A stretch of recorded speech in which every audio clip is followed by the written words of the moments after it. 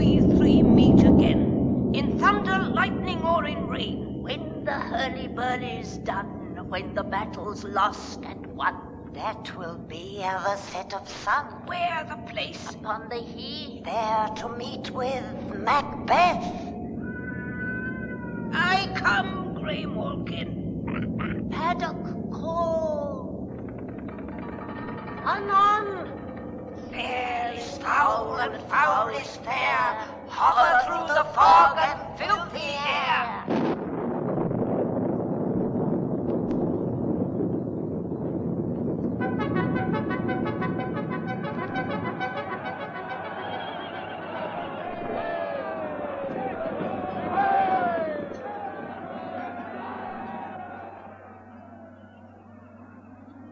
What bloody man is that? He can report, as seemeth by his plight, of the revolt the newest state. This is the sergeant who, like a good and hardy soldier, fought against my captivity. Hail, brave friend! Say to the king the knowledge of the broil as thou didst leave it. Doubtful it stood, as two spent swimmers that do cling together and choke their art. The merciless MacDonald, worthy to be a rebel, for to that the multiplying villainies of nature do swarm upon him, from the western isles of kerns and gallow-glasses is supplied. And fortune on his damned quarrel smiling showed like a rebel's whore. But all's too weak, for brave Macbeth, well he deserves that name, disdaining fortune, with his brandished steel which smoked with bloody execution, like valor's minion carved out his passage till he faced the slave, which ne'er shook hands, nor bade farewell to him, till he unseamed him from the nave to the chops and fixed his head upon our battlements. Oh, valiant cousin, worthy gentleman. As whence the sun gins his reflection, shipwrecking storms and darful thunders break, so from that spring whence comfort seemed to come, discomfort swells. Mark, King of Scotland, mark, no sooner justice had with valor armed compelled these skipping kerns to trust their heels, but the Norwegian lord, surveying vantage, with furbished arms and new supplies of men, began a fresh assault. Dismayed not this our captains, Macbeth and Banquo? Yes, a sparrow's eagles, or the hare, the lion. If I say sooth, I must report they were as cannons overcharged with double cracks. So they doubly redoubled strokes upon the foe, except they meant to bathe in reeking wounds, or memorize another Golgotha. I cannot tell. But I am faint. My gashes cry for help. So well thy words become thee as thy wounds. They smack of honor both. Go, get him surgeons. Who comes here? The worthy Thane of Ross. What haste looks through his eyes. So should he look that seems to speak things strange. God save the king. Whence camest thou, worthy Thane? From Fife, great king, where the Norwegian banners flout the sky and fan our people cold. Norway himself with terrible numbers, assisted by that most disloyal traitor, the Thane of Cawdor, began a dismal conflict, till that Bellona's bridegroom, lapped in proof, confronted him with self-comparisons, point against point, rebellious arm against arm, curbing his lavish spirit. And to conclude, the victory fell on us. Victory! Victory! Great happiness! But now Sweno, the Norway's king, craves composition. Nor would we deign him burial of his men till he disbursed at St. Colma's Inch $10,000 to our general use. No more that Thane of Cawdor shall deceive our bosom interest. Go, pronounce his present death, and with his former title greet Macbeth. I'll see it done. What he hath lost, noble Macbeth hath won.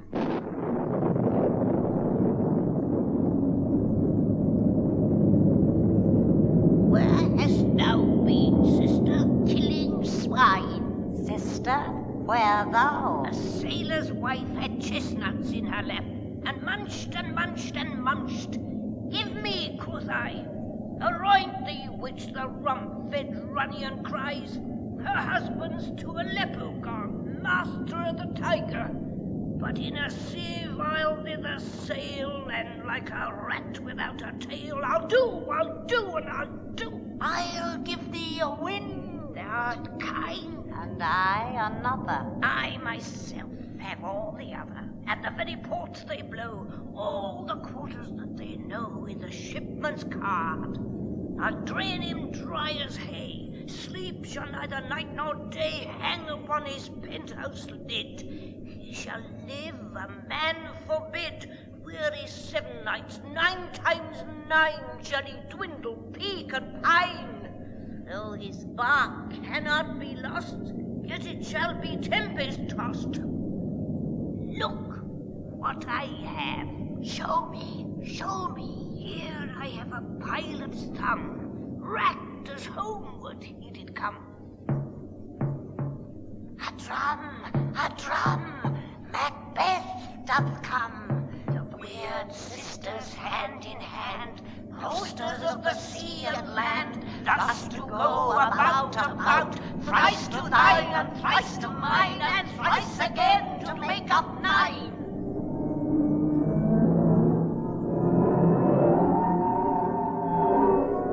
Peace! The charm's wound up! So foul and fair a day I have not seen. How far is called to forest? What are these? So withered and so wild in their attire that look not like the inhabitants of the earth, and yet are not. Live you, or are you aught that man may question? You seem to understand me by each at once her choppy finger laying upon her skinny lips. You should be women, and yet your beards forbid me to interpret that you are so. Speak, if you can. What are you? All hail, Macbeth! Hail to thee, Thane of Glamis! All hail, Macbeth! Hail to thee, Thane of Cawdor! All hail, Macbeth! That shalt be king hereafter! Good sir, why do you start and seem to fear things that do sound so fair? In the name of truth, are ye fantastical, or that indeed which outwardly ye show? My noble partner you greet with present grace and great prediction of noble having and of royal hope, that he seems rapt withal. To me you speak not. If you can look into the seeds of time and say which grain will grow and which will not, speak then to me, who neither beg nor fear your favors nor your hate. Hail! Hail! Hail! Lesser than Macbeth and greater! Not so happy, yet much happier. Thou shalt get kings, though thou be none. So all hail Macbeth and Banquo. Banquo and Macbeth, all hail! Stay, you imperfect speakers. Tell me more. By Sinel's death I know I am Thane of Glamis. But how of Cawdor? The Thane of Cawdor lives, a prosperous gentleman. And to be king stands not within the prospect of belief, no more than to be Cawdor. Say from whence you owe this strange intelligence, or why upon this blasted heath you stop our way with such prophetic greeting. Speak, I charge you!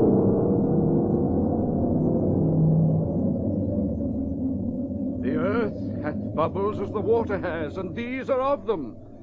Whither are they vanished? Into the air. And what seemed corporal melted as breath into the wind. Would they had stayed? Were such things here as we do speak about? Or have we eaten on the insane root that takes the reason prisoner? Your children shall be kings. You shall be king. And Thane of Cawdor too, went it not so? To the self-same tune and words. Who's here? The king hath happily received, Macbeth, the news of thy success, and when he reads thy personal venture in the rebels' fight, his wonders and his praises do contend which should be thine or his. Silenced with that, in viewing o'er the rest of the selfsame day, he finds thee in the stout Norwegian ranks, nothing afeard of what thyself didst make, strange images of death. As thick as hail came post with post, and every one did bear thy praises in his kingdom's great defence, and poured them down before him. We are sent to give thee from our royal master thanks, only to herald thee into his sight, not pay thee. And for an earnest of a greater honour, he bade me from him call thee Thane of Cawdor, in which addition, hail, most worthy Thane, for it is thine. What? Can the devil speak true? The Thane of Cawdor lives. Why do you dress me in borrowed robes? Who was the Thane lives yet, but under heavy judgment bears that life which he deserves to lose. Whether he was combined with those of Norway, or did line the rebel with hidden help and vantage, or that with both he laboured in his country's wrack, I know not. But treason's capital, confessed and proved, have overthrown him. Glamis and Thane of Cawdor. The greatest is behind. Thanks for your pains. Do you not hope your children shall be kings, when those that gave the Thane of Cawdor to me promised no less to them. That trusted home might yet enkindle you unto the crown besides the Thane of Cawdor. But 'tis strange, and oftentimes to win us to our harm, the instruments of darkness tell us truths, win us with honest trifles to betray us in deepest consequence. Cousins, a word, I pray you. 2 truths are told, as happy prologues to the swelling act of the imperial theme. I thank you, gentlemen. This supernatural soliciting cannot be ill, cannot be good. If ill, why hath it given me earnest of success commencing in the truth? I am Thane of Cawdor. If good, why do I yield to that suggestion whose horrid image doth unfix my hair and make my seated heart knock at my ribs against the use of nature? Present fears are less than horrible imaginings. My thought, whose murder yet is but fantastical, shakes so my single state of man, that function is smothered in surmise, and nothing is but what is not. Look how our partners wrath. If chance will have me king, why chance may crown me without my stir. New honors come upon him like our strange garments. Cleave not to their mold, but with the aid of use. Come what come may, time and the hour runs through the roughest day. Worthy Macbeth, we stay upon your leisure. Give me your favor. My dull brain was wrought with things forgotten. Kind gentlemen, your pains are registered where every day I turn the leaf to read them. Let us toward the king. Think upon what hath chanced, and at more time, the interim having waited, let us speak our free hearts each to other. Very gladly. Till then, enough. Come, friends.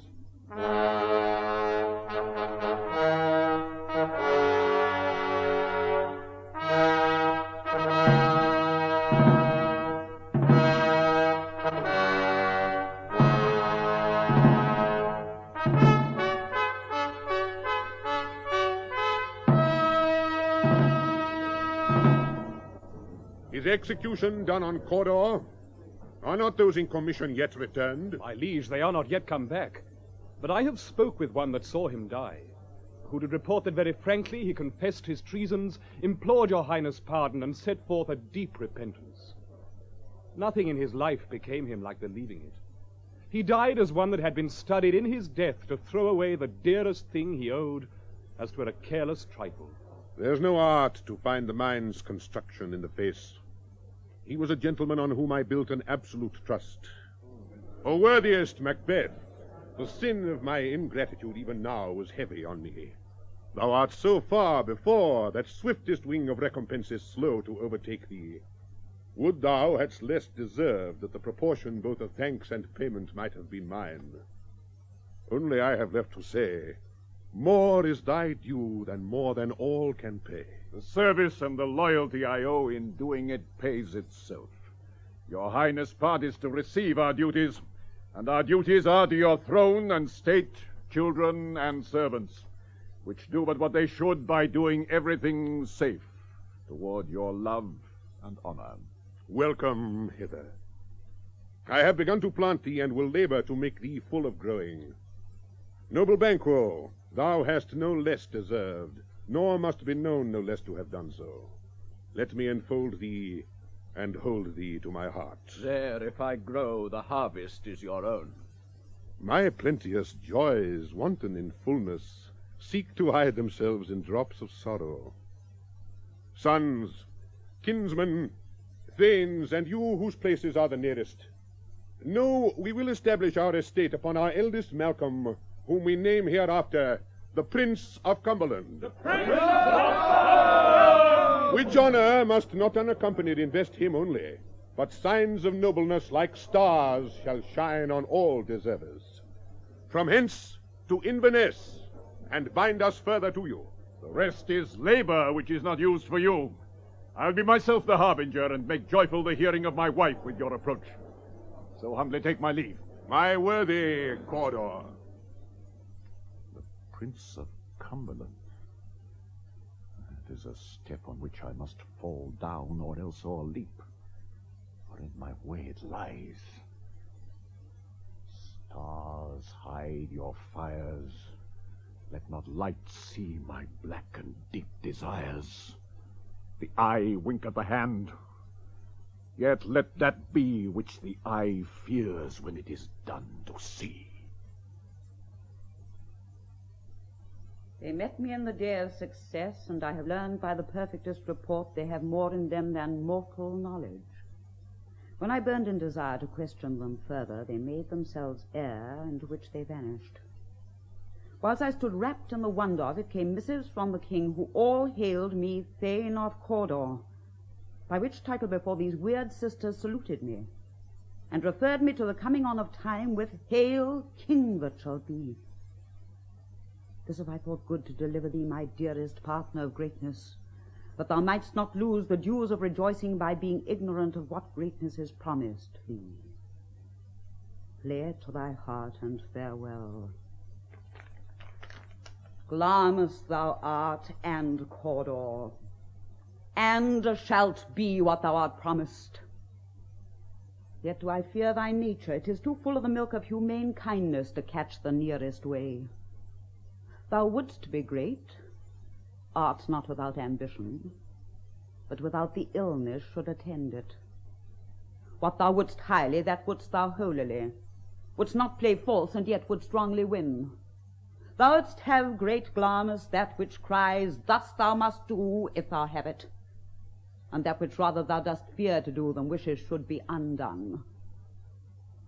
Hie thee hither, that I may pour my spirits in thine ear, and chastise with the valor of my tongue all that impedes thee from the golden round, which fate and metaphysical aid doth seem to have thee crowned withal.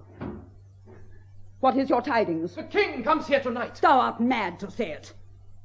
Is not thy master with him, who, wed so, would have informed for preparation? So please you, it is true. Our Thane is coming. One of my fellows had the speed of him, who almost did for breath, had scarcely more than would make up his message. Give him tending, he brings great news. The raven himself is hoarse that croaks the fatal entrance of Duncan under my battlements. Come, you spirits that tend on mortal thoughts, unsex me here, and fill me from the crown to the toe-top full of direst cruelty. Make thick my blood, stop up access and passage to remorse, that no compunctious visitings of nature shake my fell purpose, nor keep peace between the effect and it. Come to my woman's breasts and take my milk for gall, you murdering ministers, wherever in your sightless substances you wait on nature's mischief. Come, thick night, and pour thee in the dunnest smoke of hell, that my keen knife see not the wound it makes, nor heaven peep through the blanket of the dark to cry, Hold, hold! Great glance, worthy Cawdor, greater than both by the all-hail hereafter. Thy letters have transported me beyond this ignorant present, and I feel now the future in the instant. My dearest love. Duncan comes here tonight. And when goes hence? Tomorrow, as he purposes. Oh, never shall sun that morrow see. Your face, my Thane, is as a book where men may read strange matters. To beguile the time, look like the time. Bear welcome in your eye, your hand, your tongue. Look like the innocent flower, but be the serpent under it. He that's coming must be provided for. And you shall put this night's great business into my dispatch, which shall to all our nights and days to come give solely sovereign sway and masterdom. We will speak further. Only look up clear. To alter favor ever is to fear. Leave all the rest to me.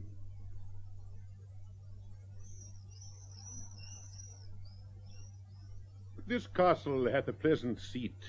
The air nimbly and sweetly recommends itself unto our gentle senses. This guest of summer, the temple-haunting martlet, 'tis approved by his loved mansionry that the heaven's breath smells wooingly here.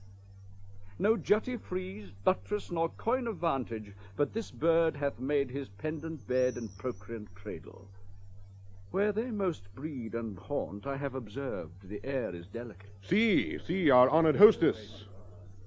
The love that follows us sometime is our trouble, which still we thank as love. Herein I teach you how you shall bid God Ildus for your pains, and thank us for your trouble. All our service in every point twice done, and then done double, where poor and single business to contend gainst those honors deep and broad, wherewith your majesty loads our house. For those of old and the late dignities heaped up to them, we rest your hermits. Where's the Thane of Cawdor? We coursed him at the heels and had a purpose to be his purveyor, but he rides well, and his great love, sharp as his spur, hath holp him to his home before us. Fair and noble hostess, we are your guests tonight. Your servants ever have theirs, themselves, and what is theirs in compt, to make their audit at your highness' pleasure, still to return your own. Give me your hand. Conduct me to mine host. We love him highly, and shall continue our graces towards him. By your leave, hostess.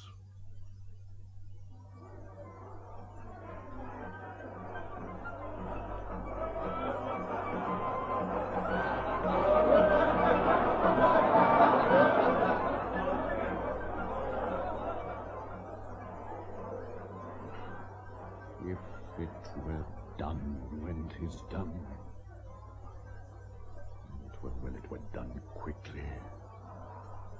If the assassination could trammel up the consequence and catch with his surcease success, that but this blow might be the be-all and the end-all here, but here upon this bank and shoal of time, we jump the life to come.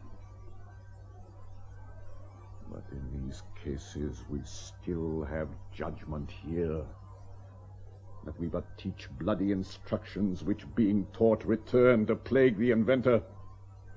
This even-handed justice commends the ingredients of our poisoned chalice to our own lips. He is here in double trust. First, as I am his kinsman and his subject, strong both against the deed. Then as his host, who should against his murderer shut the door, not bear the knife myself. Besides, this Duncan hath borne his faculties so meek, hath been so clear in his great office, that his virtues will plead like angels trumpet-tongued against the deep damnation of his taking off, and pity like a naked newborn babe striding the blast, or heaven's cherubim, horsed upon the sightless couriers of the air, shall blow the horrid deed in every eye, that tears shall drown the wind. I have no spur to prick the sides of my intent, but only vaulting ambition, which all leaps itself and falls on the other. Now, what news? He has almost supped. Why have you left the chamber? Hath he asked for me? Know you not he has? We will proceed no further in this business. He have honored me of late, and I have bought golden opinions from all sorts of people, which would be worn now in their newest gloss, not cast aside so soon. Was the hope drunk wherein you dressed yourself? Hath it slept since, and wakes it now to look so green and pale at what it did so freely? From this time such I account thy love. Art thou afeard to be the same in thine own act and valour as thou art in desire? Wouldst thou have that which thou esteem'st the ornament of life, and live a coward in thine own esteem? Letting I dare not, wait upon I would, like the poor cat at the adage? Prithee, peace! I dare do all that may become a man. Who dares no more is none. What beast was it then that made you break this enterprise to me? When you durst do it, then you were a man. And to be more than what you were, you would be so much more the man. Nor time nor place did then adhere, and yet you would make both. They have made themselves, and that their fitness now does unmake you. I have given suck, and know how tender 'tis to love the babe that milks me. I would, while it was smiling in my face, have plucked my nipple from his boneless gums and dashed the brains out, had I so sworn as you have done to this. If we should fail... We fail. But screw your courage to the sticking place and we'll not fail. When Duncan is asleep, whereto the rather shall his day's hard journey soundly invite him, his 2 chamberlains will I with wine and wassail so convince that memory, the water of the brain, shall be a fume, and the receipt of reason a limbeck only. When in swinish sleep their drenched natures lie as in a death, what cannot you and I perform upon the unguarded Duncan? What not put upon his spongy officers, who shall bear the guilt of our great quell? Bring forth men children only, for thy undaunted metal should compose nothing but males. Will it not be received when we have marked with blood those sleepy 2 of his own chamber, and used their very daggers that they have done? Who dares receive it other, as we shall make our griefs and clamour roar upon his death? I am settled, and bend up each corporal agent to this terrible feat. Away, and mock the time with fairest show. False face must hide what the false heart doth know.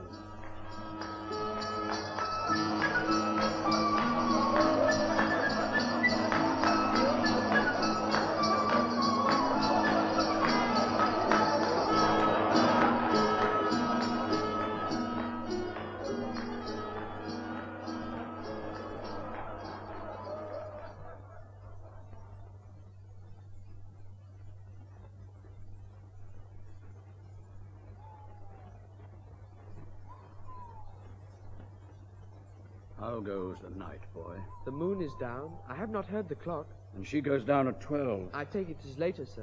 Hold. Take my sword. There's husbandry in heaven. Their candles are all out. Take thee that, too. A heavy summons lies like lead upon me, and yet I would not sleep. Merciful powers restrain in me the cursed thoughts that nature gives way to in repose. Give me my sword. Who's there? A friend. What, sir? Not yet at rest. The king's abed. He hath been in unusual pleasure, and sent forth great largesse to your offices. This diamond he greets your wife withal by the name of most kind hostess, and shut up in measureless content. Being unprepared, our will became the servant to defect, which else should free her brought. All's well. I dreamt last night of the 3 weird sisters. To you they have showed some truth. I think not of them. Yet, when we can entreat an hour to serve, we would spend it in some words upon that business, if you would grant the time. At your kind leisure. If you shall cleave to my consent when 'tis, it shall make honor for you. So I lose none in seeking to augment it, but still keep my bosom franchised and allegiance clear, I shall be counseled. Good repose the while. Thanks, sir. The like to you. Go, bid thy mistress, when my drink is ready, she strike upon the bell. Get thee to bed.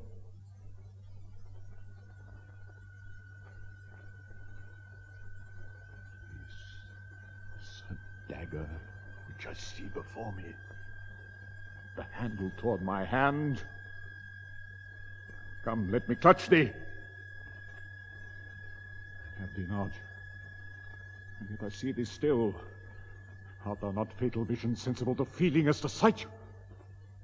Or art thou but a dagger of the mind, a false creation proceeding from the heat oppressed brain? I see thee yet, in form as palpable as this which now I draw. Thou marshals me the way that I was going. Such an instrument I was to use. Mine eyes are made the fools of the other senses. Or else worth all the rest. I see thee still, and on my blade and dudgeon gouts of blood, which was not so before. No such thing. It is the bloody business which informs thus to mine eyes. Now o'er the 1/2 world, Nature seems dead, and wicked dreams abuse the curtained sleep. Witchcraft celebrates pale Hecate's offerings, and withered murder alarumed by his sentinel the wolf, whose howls his watch. Thus with his stealthy pace, with Tarquin's ravishing strides, towards his design moves like a ghost. Thou sure and firm said earth, hear not my steps which way they walk, for fear thy very stones prate of my whereabout, and take the present horror from the time which now suits with it. As I threat, he lives. Words to the heat of deeds too cold breath gives. I go, and it is done. The bell invites me. Hear it not, Duncan, for it is a knell that summons thee to heaven or to hell.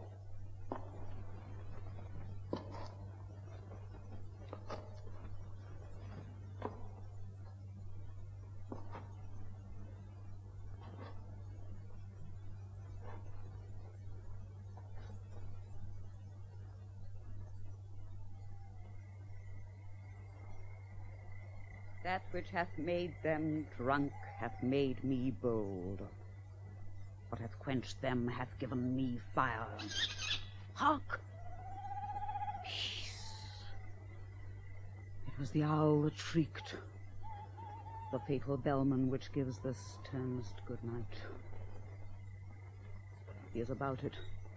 The doors are open, and the surfeited grooms do mock their charge with snores. Drug their posits that death and nature do contend about them, whether they live or die. Who's there? What-ho? Alack, I am afraid they have awaked, and 'tis not done. The attempt and not the deed confounds us. Hark! I laid their daggers ready, he could not miss 'em. Had he not resembled my father as he slept, I had done it. My husband. I have done the deed. Hear a noise. I heard the owls scream and the crickets cry. Did not you speak? When? Now? As I descended? Aye. Hark! Lies in the second chamber. Donald Bain. This is a sorry sight. A foolish thought to say a sorry sight. As one did laugh in sleep, and one cried murder, that they did wake each other. Stood and heard them. Say their prayers and address them again to sleep. There are two lodged together. One cried, God bless us, and amen, the other, as they had seen me with these hangman's hands. Listening their fear, I could not say amen when they did say God bless us. Consider it not so deeply. Wherefore could I not pronounce amen? I had most need of blessing, and amen stuck in my throat. These deeds must not be thought after these ways, so it will make us mad. I heard a voice cry, sleep no more. Macbeth does murder sleep. The innocent sleep. Sleep that knits up the raveled sleeve of care. The death of each day is life, sore labor's bath.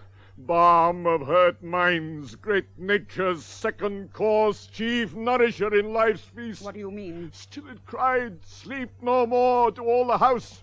Glamis hath murdered sleep, and therefore Cawdor shall sleep no more. Macbeth shall sleep no more. Who was it that thus cried? Why, worthy Thane, you do unbend your noble strength to think so brain-sickly of things. Go get some water and wash this filthy witness from your hand. Why did you bring these daggers from the place? They must lie there. Go carry them and smear the sleepy grooms with blood. I go no more. I'm afraid to think what I have done. Look on again, I dare not. Infirm of purpose, give me the daggers. The sleeping and the dead are but as pictures. 'Tis the eye of childhood that fears a painted devil.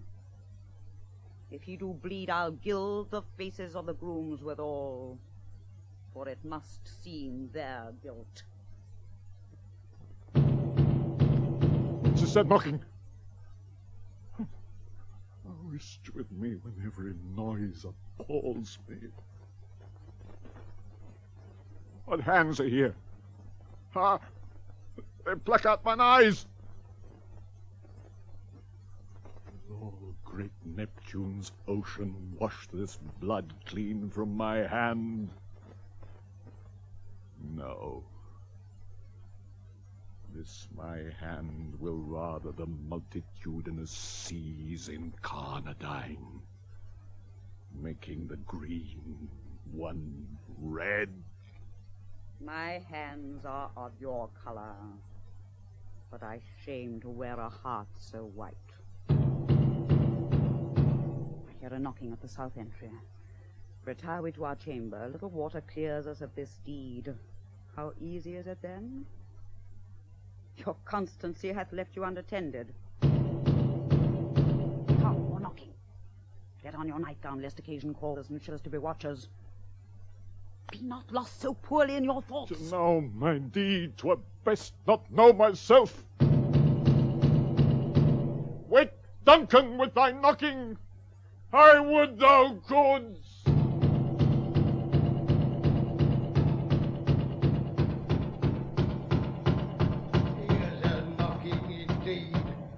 If a man were porter of Hellgate, he should have old turning the key.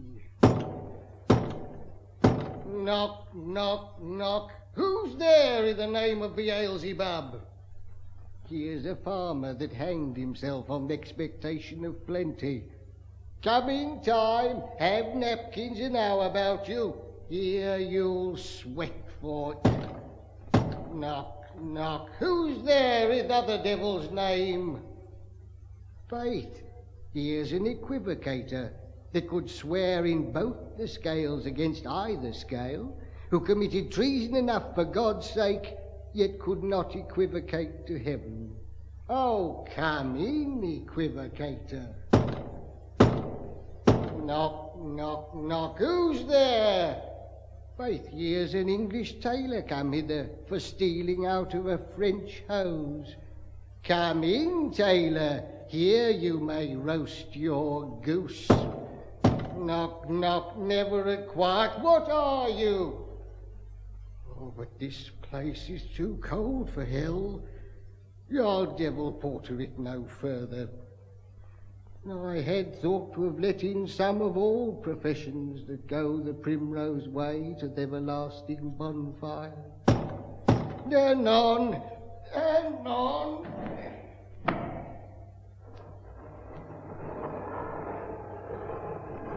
I pray you remember the porter. Was it so late, friend, ere you went to bed, that you do lie so late?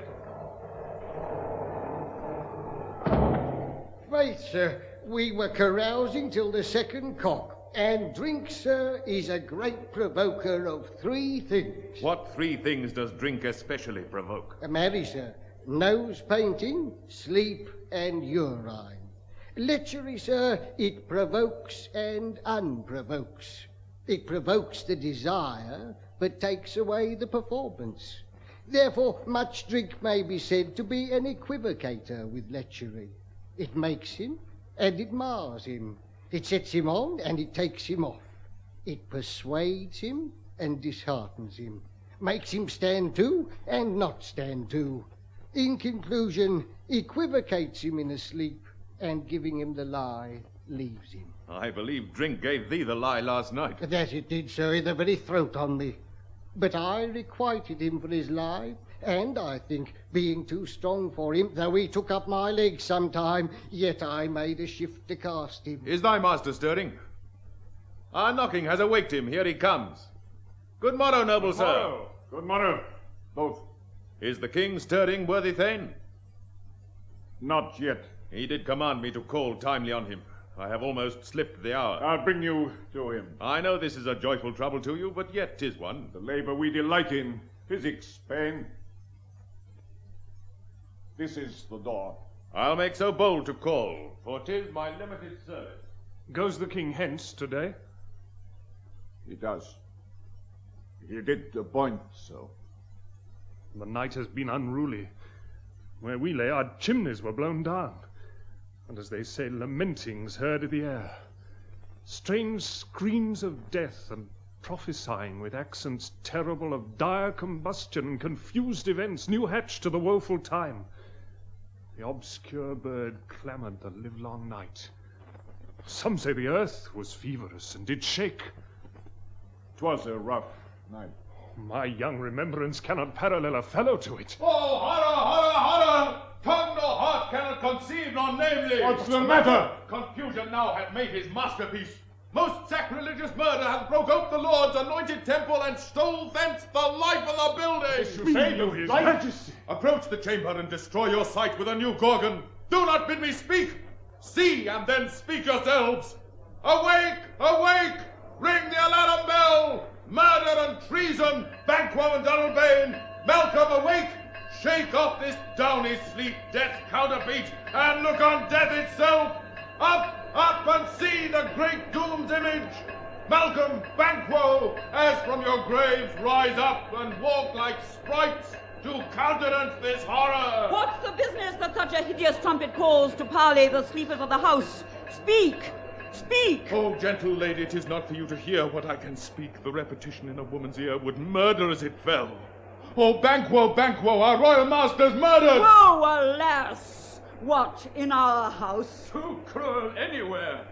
Dear Dolph, I prithee contradict thyself and say it is not so. Had I but died an hour before this chance, I had lived a blessed time.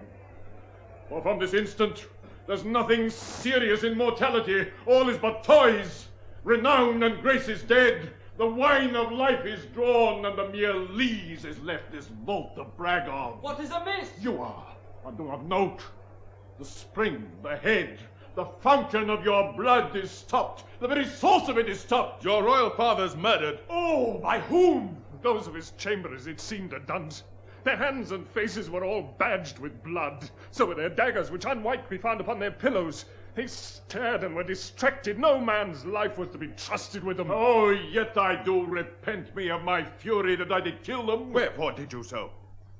Who can be wise, amazed, temperate and furious, loyal and neutral in a moment? No man. The expedition of my violent love outran the pause of reason. Here lay Duncan, his silver skin laced with his golden blood, and his gashed stabs looked like a breach in nature for ruin's wasteful entrance. There the murderers, steeped in the colours of their trade, their daggers unmannily breached with gore. Who could refrain that had a heart to love, and in that heart courage to make love known? Help me hence! Oh! Look to the lady! Why do we hold our tongues that most may claim this argument for ours? What should be spoken here where our fate hidden in auger hole may rush and seize us? Let's away. Our tears are not yet brewed. Nor our strong sorrow upon the foot of motion. Look to the lady. And when we have our naked frailties hid that suffer in exposure, let us meet and question this most bloody piece of work to know it further. Fears and scruples shake us. In the great hand of God I stand, and thence against the undivulged pretense I fight of treasonous malice. And so do I. Let's briefly put on manly readiness and meet in the hall together. What will you do, Donalbain? Let's not consort with them. To show an unfelt sorrow is an office which the false man does easy. I'll to England. To Ireland I. Our separated fortune shall keep us both the safer. Where we are, there's daggers in men's smiles. The near in blood, the nearer bloody. This murderous shaft that shot hath not yet lighted, and our safest way is to avoid the aim. Therefore to horse, and let us not be dainty of leave-taking, but shift away. There's warrant in that theft which steals itself when there's no mercy left. 70 I can remember well, within the volume of which time I've seen hours dreadful and things strange. But this sore night hath trifled former knowings. Ah, good father, thou seest the heavens, as troubled with man's act, threatens his bloody stage. By the clock 'tis day, and yet dark night strangles the travelling lamp. Is night's predominance or the day's shame, that darkness does the face of earth entomb, when living light should kiss it? 'Tis unnatural, even like the deed that's done. On Tuesday last, a falcon tarring in her pride of place was by a mousing owl hawked at and killed. And Duncan's horses, a thing most strange and certain, beauteous and swift, the minions of their race, turned wild in nature, broke their stalls, flung out, contending against obedience as they would make war with mankind. 'Tis said they eat each other. They did so, to the amazement of mine eyes that looked upon't. Here comes the good Macduff. How goes the world, sir, now? Why, see you not? Is't known who did this more than bloody deed? Those that Macbeth hath slain. Alas the day, what good could they pretend? They were suborned. Malcolm and Donalbain, the king's two sons, are stolen away and fled, which puts upon them suspicion of the deed. 'Gainst nature still. Thriftless ambition that wilt raven up thine own life's means.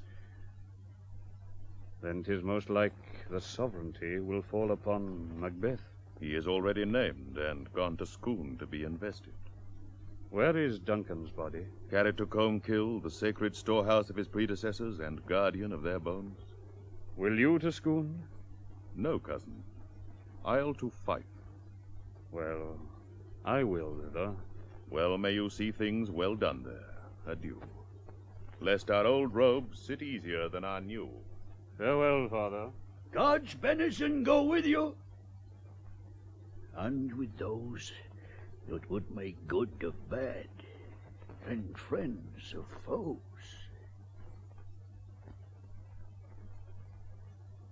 Thou hast it now. King, Cawdor, Glamis, all as the weird women promised, and I fear thou playedst most foully for't.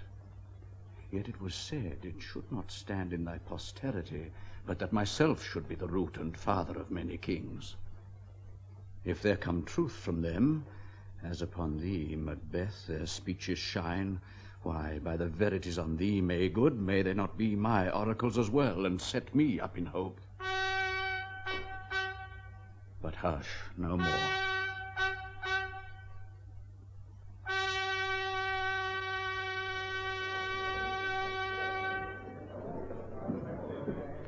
Here's our chief guest. If he had been forgot, it had been as a gap in our great feast, an all thing unbecoming. Tonight we hold a solemn supper, sir, and I request your presence. Let your highness command upon me, to the which my duties are with a most indissoluble tie forever knit. Ride you this afternoon? Aye, my good lord. We should have else desired your good advice, which still hath been both grave and prosperous in this day's council. But we'll take tomorrow. Is far you ride? As far, my lord, as will fill up the time twixt this and supper. Go not my horse the better, I must become a borrower of the night for a dark hour or twain. Fail not our feast. My lord, I will not.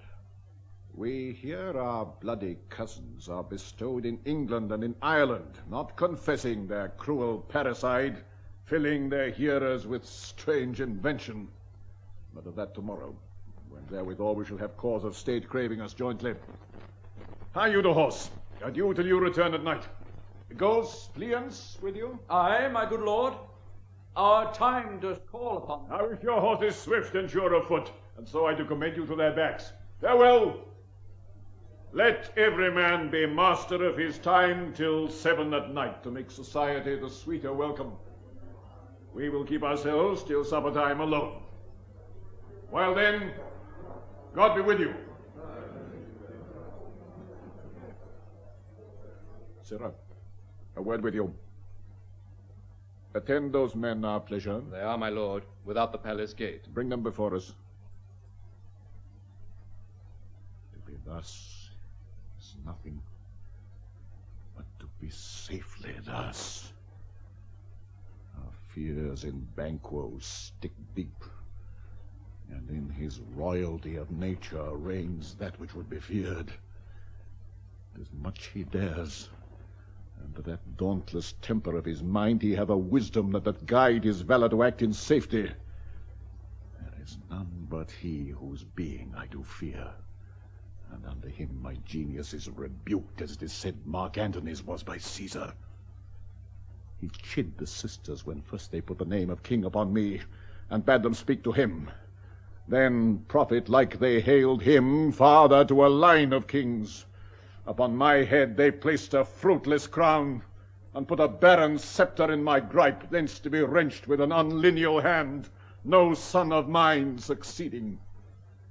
If it be so, for Banquo's issue have I filed my mind. For them, the gracious Duncan, have I murdered, put rankers in the vessel of my peace only for them, and mine eternal jewel given to the common enemy of man, to make them kings, the seeds of Banquo kings. Rather than so come fate into the list and champion me to the utterance. Who's there? Those men, my lord, that you did bid me bring. Now go to the door. Stay there till we call. Was it not yesterday we spoke together? It was so, please your highness. Well then, now have you considered of my speeches? Know that it was he in the times past which held you so under fortune, which you thought had been our innocent self. This I made good to you in our last conference, passed in probation with you, how you were borne in hand, how crossed, the instruments, who wrought with them, and all things else that might to half a soul and to a notion crazed say, thus did Banquo. You made it known to us. I did so, and went further, which is now our point of second meeting. Do you find your patience so predominant in your nature that you can let this go? Are you so gospel to pray for this good man and for his issue, whose heavy hand hath bowed you to the grave and beggared yours forever? We are men, my liege. Aye, in the catalogue ye go for men, as hounds and greyhounds, mongrels, spaniels, curs, choughs, water-rugs, and demi-wolves are clept all by the name of dogs. The valued file distinguishes the swift, the slow, the subtle, the housekeeper, the hunter, every one according to the gift which bounteous nature hath in him closed, whereby he does receive particular addition from the bill that writes them all alike. And so of men. Now, if you have a station in the file not in the worst rank of manhood, say't, and I will put that business in your bosoms, whose execution takes your enemy off, grapples you to the heart and love of us, who were our health but sickly in his life, which in his death were perfect.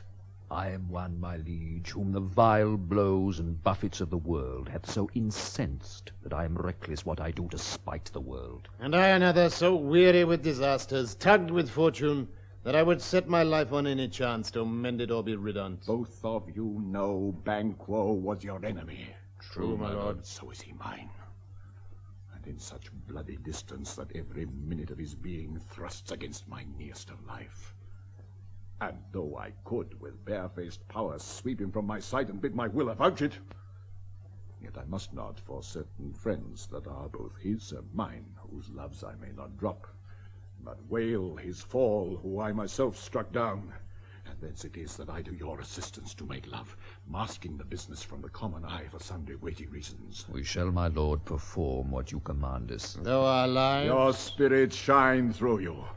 Within this hour at most I will advise you where to plant yourselves, acquaint you with a perfect spy of the time, the moment on't what must be done tonight, and something from the palace. Always thought that I require a clearness. And with him, to leave no rubs nor botches in the work, Fleance, his son, that keeps him company, whose absence is no less material to me than is his father's, must embrace the fate of that dark hour. Resolve yourselves apart, I'll come to you anon. We are resolved, my lord. Call upon you straight. Abide within. It is concluded. Banquo, thy soul's flight, if it find heaven, must find it out tonight. Naught's had, all's spent, where our desire is got without content. 'Tis safer to be that which we destroy than by destruction dwell in doubtful joy. How now, my lord, why do you keep alone? Of sorriest fancies your companions making, using those thoughts which should indeed have died with them they think on. Things without all remedy should be without regard. What's done is done. We have scorched the snake, not killed it. She'll close and be herself. whilst our poor Malice remains in danger of her former tooth. But let the frame of things disjoint, both the worlds suffer, ere we will eat our meal in fear and sleep in the affliction of these terrible dreams that shake us nightly. Better be with the dead, whom we, to gain our peace, have sent to peace, than on the torture of the mind to lie in restless ecstasy. Duncan is in his grave. After life's fitful fever he sleeps well. Treason has done his worst. Nor steel, nor poison, malice domestic, foreign levy, nothing can touch him further. Come on, gentle, my lord, sleek o'er your rugged looks. Be bright and jovial among your guests tonight. So shall I, love. And so I pray be you, let your remembrance apply to Banquo. Present him eminence both with eye and tongue. And safe the while that we must lave our honours in these flattering streams, and make our faces vizards to our hearts, disguising what they are. You must leave this. Oh, full of scorpions is my mind, dear wife. Thou know'st that Banquo and his fiance lives. But in them nature's cop is not etern. There's comfort yet. They are assailable. Then be thou jocund. Ere the bat hath flown his cloistered flight, ere to black Hecate's summons the shard-born beetle with his drowsy hums hath run night's yawning peal, there shall be done a deed of dreadful note. What's to be done? Be innocent of the knowledge, dearest Chuck, till thou applaud the deed. Come, sealing night, scarf up the tender eye of pitiful day, and with thy bloody and invisible hand cancel and tear to pieces that great bond which keeps me pale. Light thickens, and the crow makes wing to the rooky wood. Good things of day begin to droop and drowse, whilst night's black agents to their praise do rouse. Thou marvelest at my words, but hold thee still. Things bad begun make strong themselves by ill.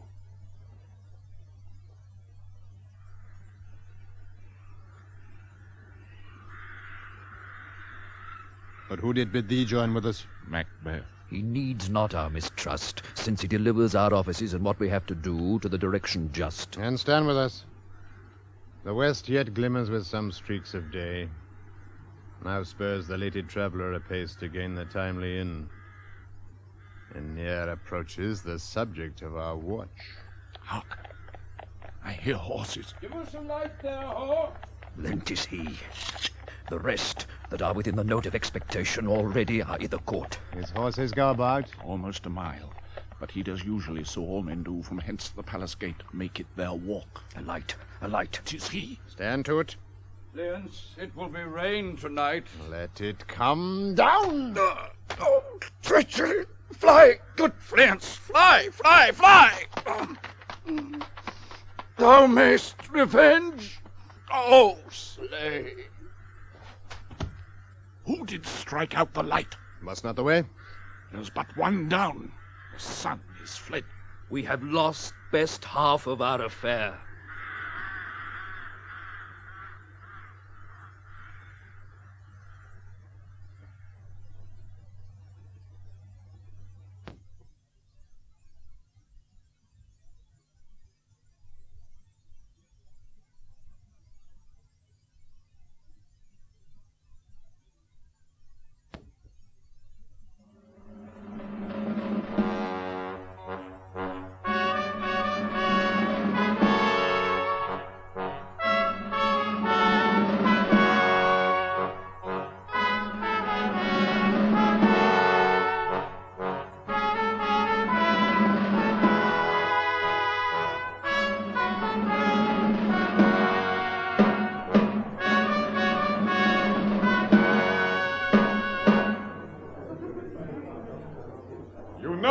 On degrees, sit down.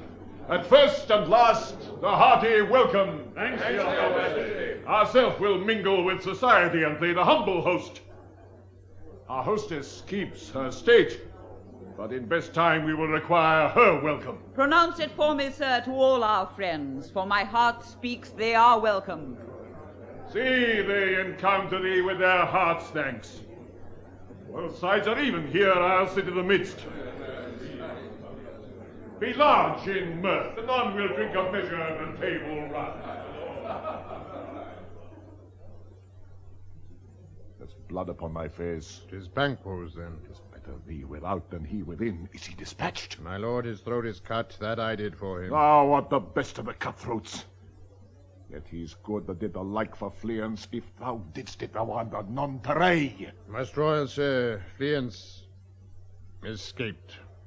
And comes my fit again. I had else been perfect, whole as the marble, founded as the rock, as broad and general as the casing air. But now I am cabined, cribbed, confined, bound into saucy doubts and fears. But Banquo safe. Aye, my good lord. Safe in a ditch he bides, with 20 trenched gashes on his head, the least a death to nature. Thanks for that. There the grown serpent lies. The worm that's fled hath nature, but in time will venom breed. No teeth for the present. Get thee gone. Tomorrow we'll hear ourselves again. My royal lord, you do not give the cheer. The feast is so that is not often vouched while 'tis a-making. 'Tis given with welcome, to feed where best at home. From thence the source to meet is ceremony, meeting where bare without it. Sweet remembrancer. Now good digestion wait on appetite, and health on both. May it please your highness, sit. Here have we now our country's honor roofed, where the graced person of our Banquo present, who may I rather challenge for unkindness than pity for mischance. His absence lays blame upon his promise. Please, your highness, to grace us with your royal company. The table's full. Here is a place reserved, sir. Where? Here, my good lord. What is that moves, your highness? Which of you have done this? What, my good lord? Thou canst not say I did it. Never shake thy gory locks at me. Gentlemen, rise. His highness is not well. Sit, worthy friends. My lord is often thus, and hath been from his youth. Pray you keep seat. The fit is momentary. Upon a thought he will again be well. If much you note him, you shall offend him and extend his passion. Feed and regard him not. Are you a man? I am a bold one that dare look on that which might appall the devil. Oh, proper stuff. This is the very painting of your fear. This is the air-drawn dagger which you said led you to Duncan. Oh, these flaws and starts, impostors to true fear, would well become a woman's story at a winter's fire, authorized by her grandam. Shame itself. Why do you make such faces when all's done? You look but on a stool. Prithee, see there! Behold! Look! No! I'll see you! Why, what care I? If thou canst not, speak too! If charnel houses and our graves must send those that breed dead back, our monuments shall be the wars of clients! What? Quite unmanned in folly. If I stand here, I saw him. Fie, for shame. Blood hath been shed ere now, in the olden time ere humane statute purged the gentle wheel. Aye, and since too, murders have been performed too terrible for the ear. The time has been that when the brains were out, the man would die and there an end. But now they rise again with 20 mortal murders on their crowns, and push us from us tools. This is more strange than such a murder is. My worthy lord, your noble friends do lack you. I do forget. Do not muse with me, my most worthy friends. I have a strange infirmity which is nothing to those that know me. Come, love and health to all. Then I'll sit down. Give me some more. Fill full. I drink to the general joy of the whole table, and to Our dear friend Banquo, whom we miss, would he were here, to all were him we thirst, and all to all.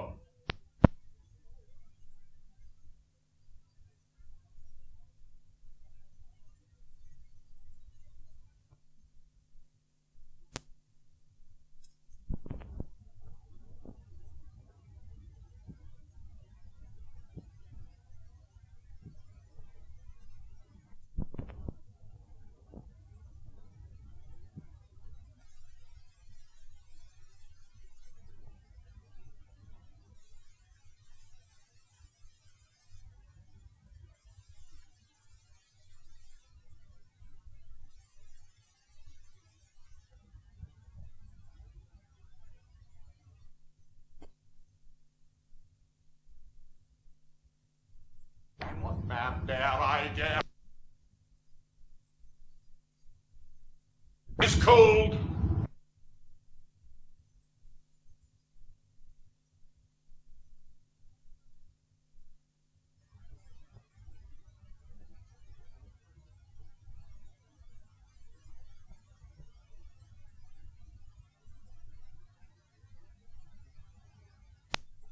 Avaunt!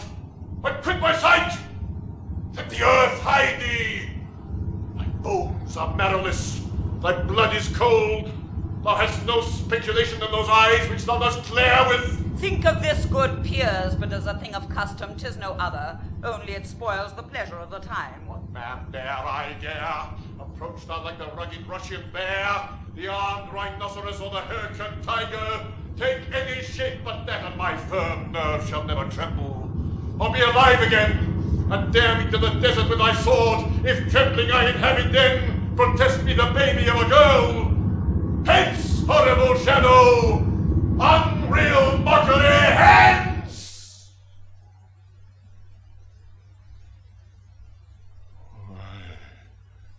Sword being gone, I am a man again. Pray you, sit still. You have displaced the mirth, broke the good meeting with most admired disorder. Can such things be, and overcome us like a summer's cloud without our special wonder?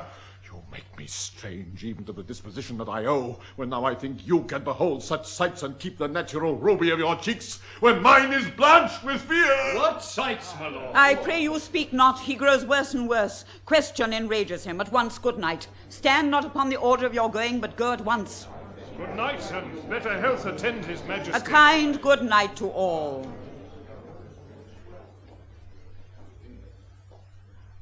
It will have blood.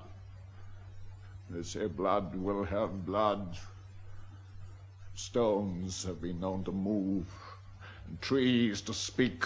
Augurs and understood relations have by magpies and choughs and rooks brought forth the secret's man of blood. What is the night? Almost at odds with morning, which is which. How sayest thou that Macduff denies his person at our great bidding? Did you send to him, sir? I hear it by the way. But I will send. There's not a one of them, but in his house I keep a servant feed. I will tomorrow, and betimes I will to the weird sisters. More shall they speak. For now I am bent to know by the worst means the worst. For mine own good all causes shall give way. I am in blood stepped in so far that should I wade no more, returning were as tedious as go o'er. Strange things I have in head, that will to hand, which must be acted ere they may be scanned. You lack the seasons of all natures. Sleep. Come, we'll to sleep. My strange and self-abuse is the initiate fear that wants hard use. We are yet but young indeed.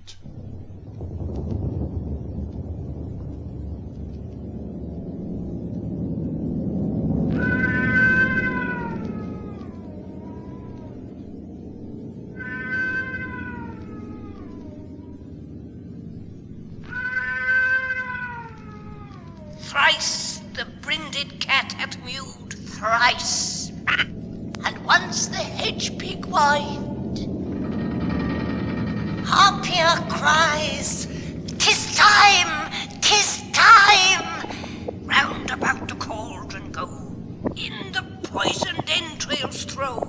Told that under cold stone days and nights has 31 sweltered venom sleeping got. Boil thou first in a charming pot. Double, double, toil and trouble, fire burn and cauldron bubble. Fillet of a fenny snake, in the cauldron boil and bake. Eye of newt and toe of frog, wool of bat and tongue of dog, adder's fork and blind worm's sting, lizard's leg and howlet's wing, for a charm of powerful trouble, like a hell broth boil and bubble. Double, double, toil and trouble, fire burn and cauldron bubble. Scale of dragon, tooth of wolf, witch's mummy, moor and gulf of the ravin salt sea shark, root of hemlock digged in the dark, liver of blaspheming Jew, gall of goat, and slips of yew slivered in the moon's eclipse, nose of Turk and Tartar's lips, finger of birth strangled babe, ditch delivered by a drab, make the gruel thick and slab. Add thereto a tiger's children for the ingredients of our cauldron. Double, double, toil and trouble, fire burn and cauldron bubble. By the pricking of my thumbs, something wicked this way comes. Open locks, whoever knocks. How now, you secret, black and midnight hags? What is't you do? A deed without a name. I conjure you by that which you profess, howe'er you come to know it, answer me. Though you untie the winds and let them fight against the churches, though the yesty waves confound and swallow navigation up, though bladed corn be lodged and trees blown down, though castles topple on their warders' heads, though palaces and pyramids do slope their heads to their foundations, though the treasure of nature's germin tumble all together even till destruction sicken, answer me to what I ask you. Speak, man. We'll answer. Say if thou'dst rather hear it from our mouths or from our masters. Call 'em. Let me see 'em. Pour in sow's blood that hath eaten her 9 fallow, grease that's sweaten from the murderous gibbet, throw into the flame. Come high or low thyself and of his deathly show.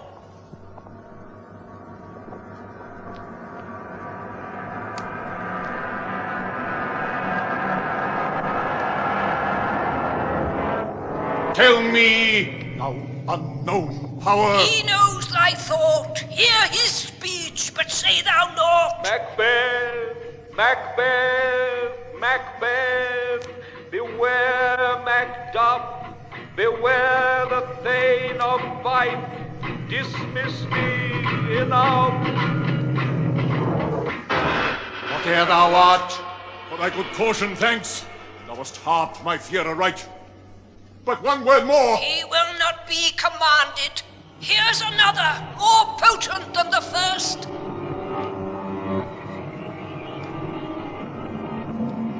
Macbeth! Macbeth! Macbeth!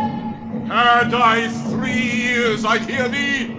Be bloody, bold, and resolute. Laugh to scorn the power of man, for none of woman born shall harm Macbeth. And live, Macduff, what need I fear of thee? But yet I'll make assurance double sure, and take a bond of fate. Thou shalt not live, that I may tell pale-hearted fear it lies, and sleep in spite of thunder. What is this? That rises like the issue of a king, and wears upon his baby brow the round and top of sovereignty. Listen, but speak not to't. Be lion-mettled, proud and take no care, who chafes, who frets, or where conspirers are. Macbeth shall never vanquished be, until great Burnham wood to high Dunsinane hill shall come against him. That will never be! Who can impress the forest, bid the tree unfix his earthbound root? Sweet Boldman's good. Rebellious dead rise never till the wood of Burnham rise, and our high-placed Macbeth shall live the lease of nature, pay his breath to time and mortal custom.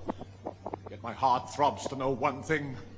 Tell me, if your art can tell so much, shall Banquo's issue ever reign in this kingdom? Seek to know no more. I will be satisfied. Deny me this, and an eternal curse fall on you. Let me know. Why sinks that cauldron?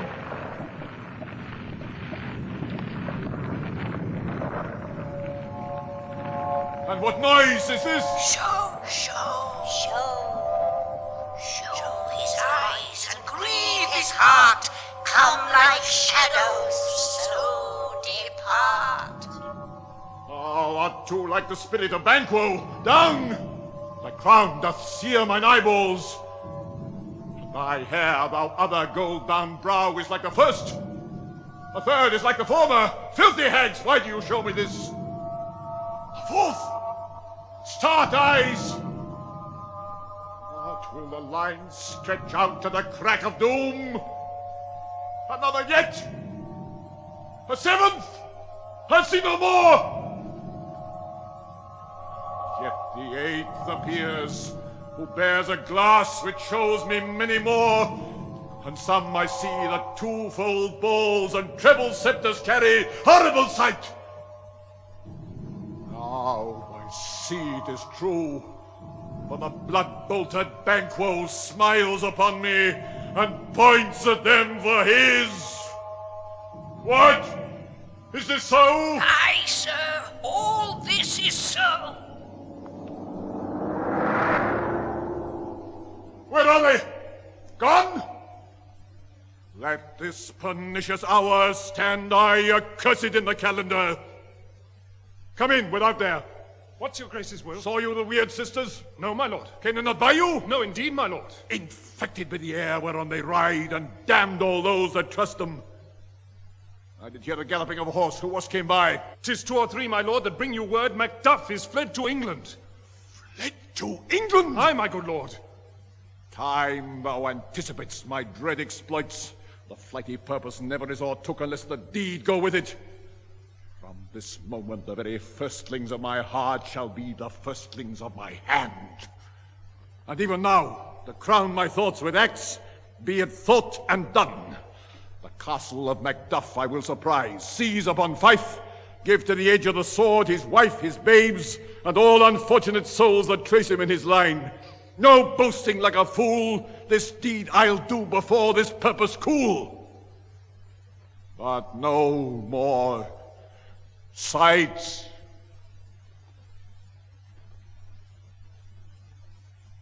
Things have been strangely born. The gracious Duncan was pitied of Macbeth. Marry, he was dead. And the right valiant Banquo walked too late, whom you may say, if't please you, Fleance killed, for Fleance fled. Men must not walk too late. Who cannot want the thought how monstrous it was for Malcolm and for Donalbain to kill their gracious father? Damned fact, how it did grieve Macbeth. Did he not straight in pious rage the 2 delinquents tear, that were the slaves of drink and thralls of sleep? Was not that nobly done? Aye, and wisely too, for 'twould have angered any heart alive to hear the men deny it. So that I say, he has borne all things well. And I do think that had he Duncan's sons under his key, as and please heaven he shall not, they should find what 'twere to kill a father. So should Fleance. But peace, For from broad words, and because he failed his presence at the tyrant's feast, I hear Macduff lives in disgrace. Sir, can you tell where he bestows himself? The son of Duncan, from whom this tyrant holds the due of birth, lives in the English court, and is received with the most pious Edward with such grace that the malevolence of fortune nothing takes from his high respect. Thither Macduff is gone, to pray the holy king upon his aid, to wake Northumberland and warlike Steward, that by the help of these, with him above to ratify the work, we may again give to our tables meat, sleep to our nights, free from our feasts and banquets bloody knives, do faithful homage and receive free honors, all which we pine for now. And this report hath so exasperate the king that he prepares for some attempt of war. Sent he to Macduff? He did, and with an absolute "Sir, not I," the cloudy messenger turns me his back and hums, as who should say, "You'll rue the time that clogs me," with this answer: Some holy angel fly to the court of England, and unfold his message ere he come, that a swift blessing may soon return to this our suffering country under a hand accursed. What had he done to make him fly the land? You must have patience, madam. He had none. His flight was madness. When our actions do not, our fears do make us traitors. You know not whether it was his wisdom or his fear. Wisdom! To leave his wife, to leave his babes, his mansion and his titles, in a place from whence himself doth fly. He loves us not. He wants the natural touch. For the poor wren, the most diminutive of birds, will fight, her young ones in her nest, against the owl. All is the fear and nothing is the love. As little is the wisdom where the flight so runs against all reason. My dearest coz, I pray you school yourself. But for your husband, he is noble, wise, judicious, and best knows the fits of the season. I dare not speak much further, but cruel are the times when we are traitors and do not know ourselves, when we hold rumor from what we fear, yet know not what we fear, but float upon a wild and violent sea each way, and move. I take my leave of you. Shall not be long, but I'll be here again. Things at the worst will cease, or else climb upward to what they were before. My pretty cousin, blessing upon you. Fathered he is, and yet he's fatherless. I am so much a fool. Should I stay longer, it would be my disgrace and your discomfort. I take my leave at once. Sirrah, your father's dead. And what will you do now? How will you live? As birds do, mother. What, with worms and flies? With what I get, I mean, and so do they. Poor bird. Thou'dst never fear the net nor lime, the pitfall nor the gin. Why should I, mother? Poor birds you're not set for. My father is not dead, for all your shame. Yes, he is dead. How wilt thou do for a father? Nay, how wilt you do for a husband? Why, I can buy me 20 at any market. Then you'll buy 'em to sell again. Thou speak'st with all thy wit, and yet, i' faith, with wit enough for thee. Was my father a traitor, mother? Aye, that he was. What is a traitor? Why, one that swears and lies. And be all traitors that do so? Every one that does so is a traitor and must be hanged. And must they all be hanged that swear and lie? Every one. Who must hang them? Why, the honest men. Then the liars and swearers are fools, for there are liars and swearers enow to beat the honest men and hang up them. Now God help thee, poor monkey. But how wilt thou do for a father?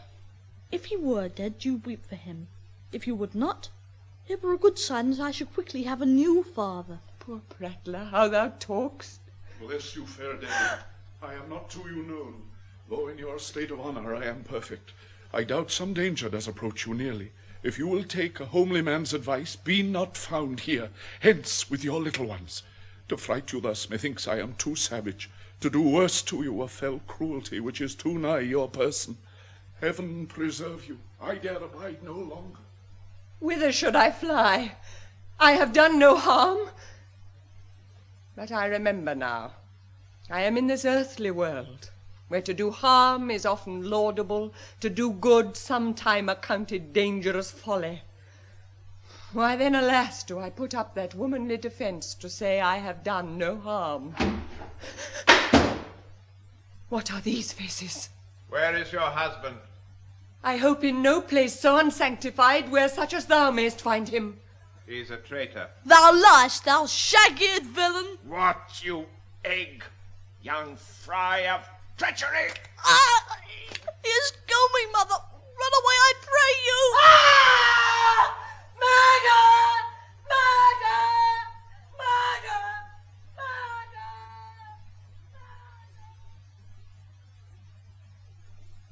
Let us seek out some desolate shade, and there weep our sad bosoms empty. Let us rather hold fast the mortal sword, and like good men bestride our downfallen birthdom.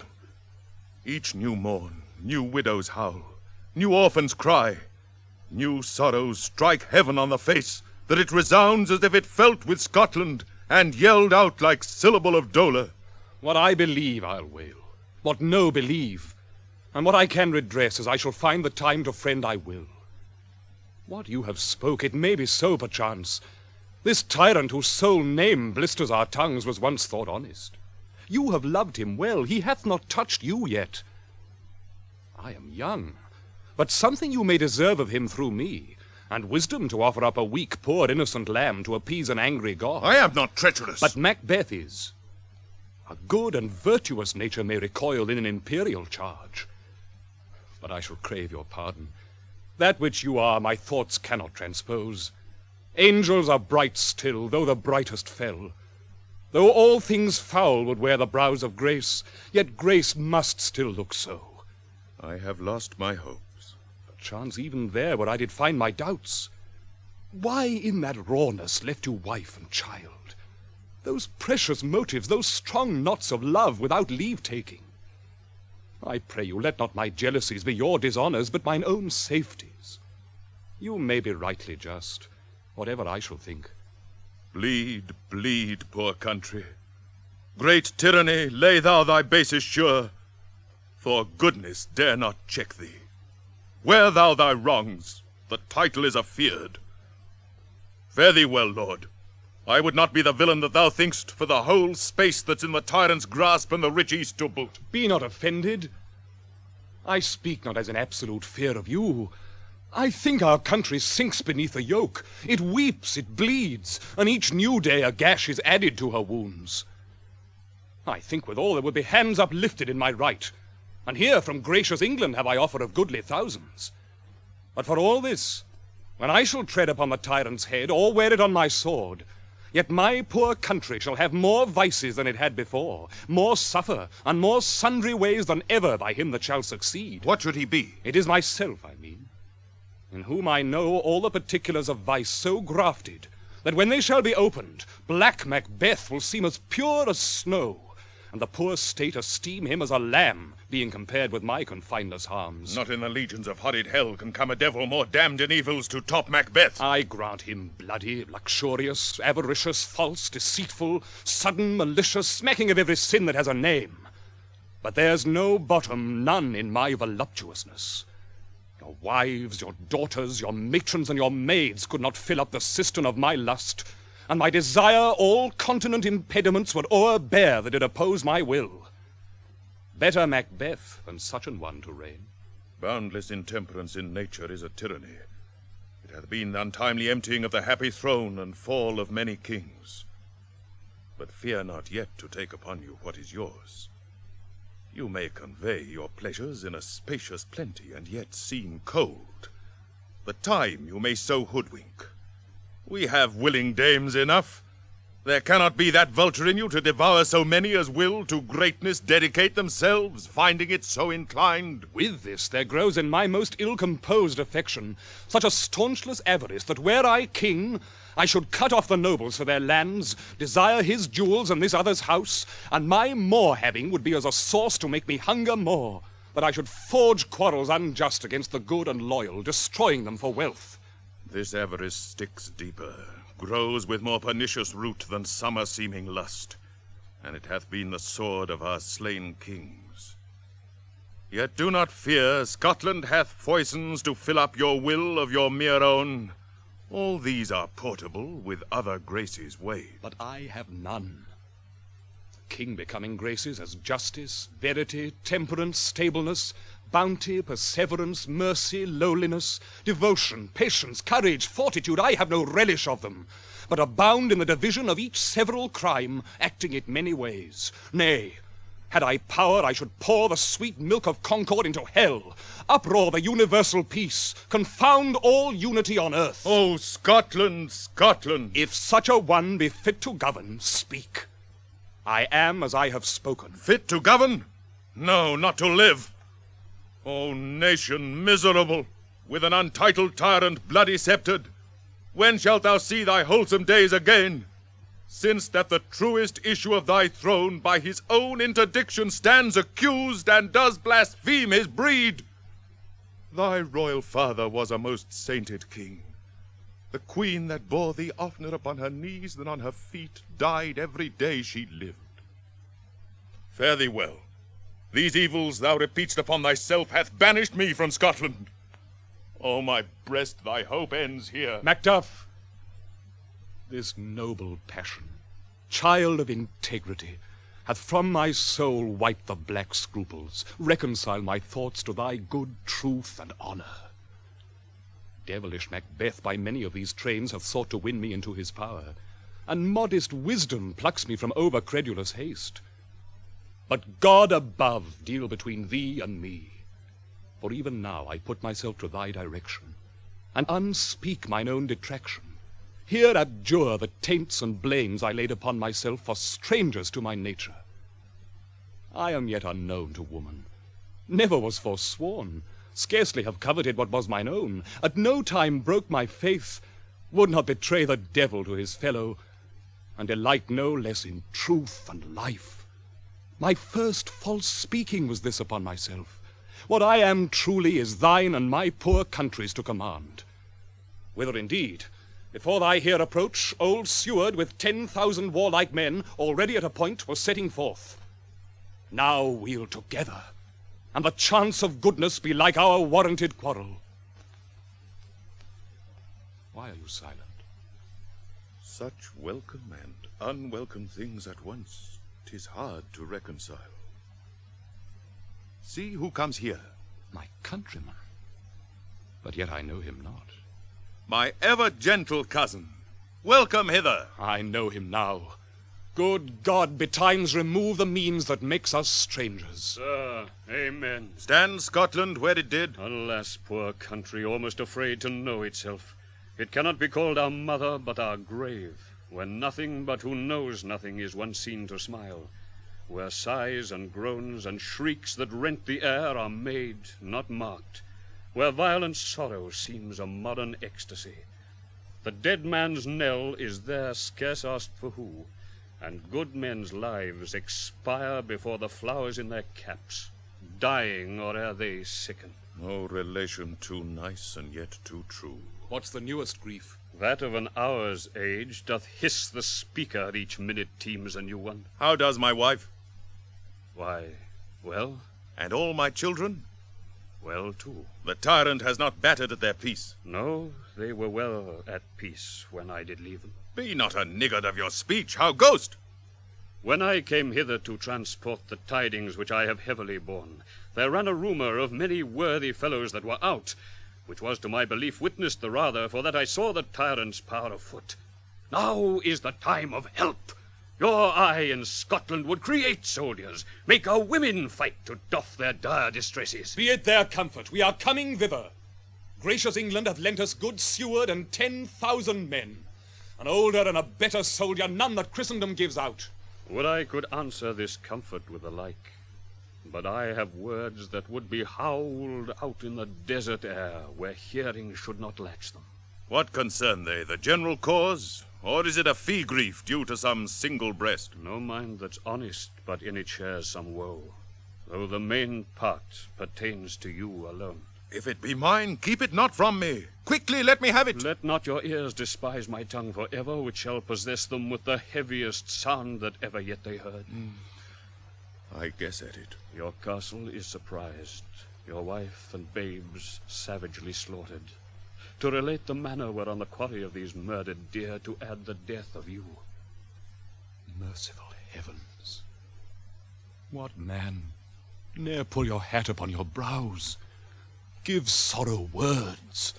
The grief that does not speak whispers the o'er-fraught heart and bids it break. My children, too. Wife, children, servants, all that could be found. And I must be from thence. My wife killed, too? I have said...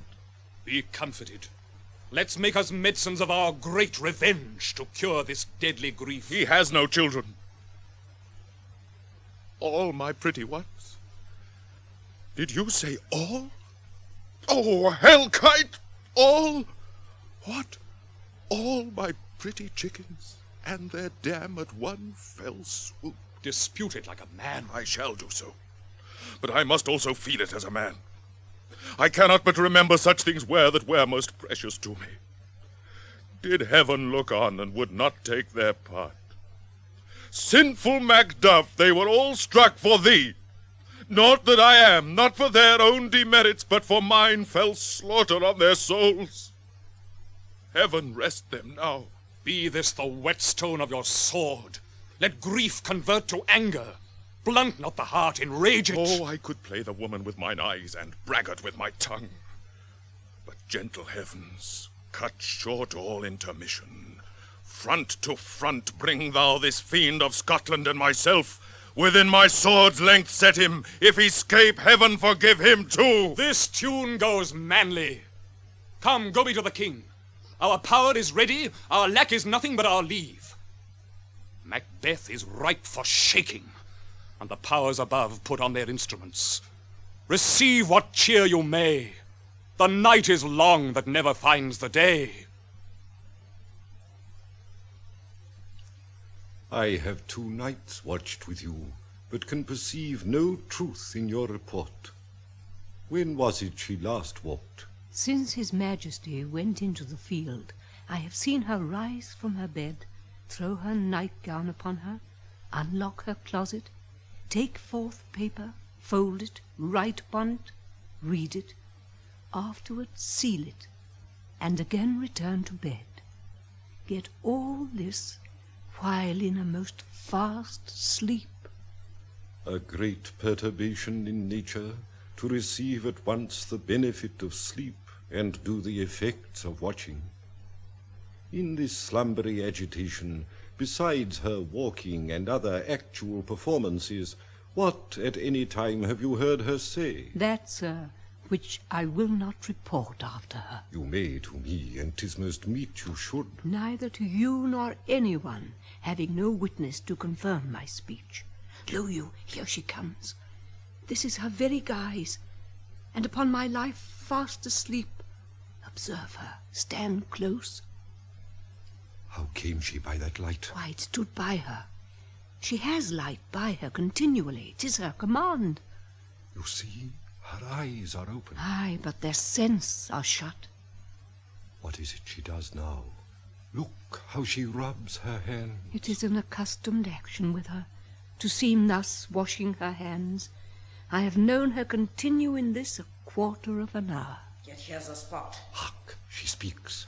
I will set down what comes from her to satisfy my remembrance the more strongly. Out, damned spot, out, I say.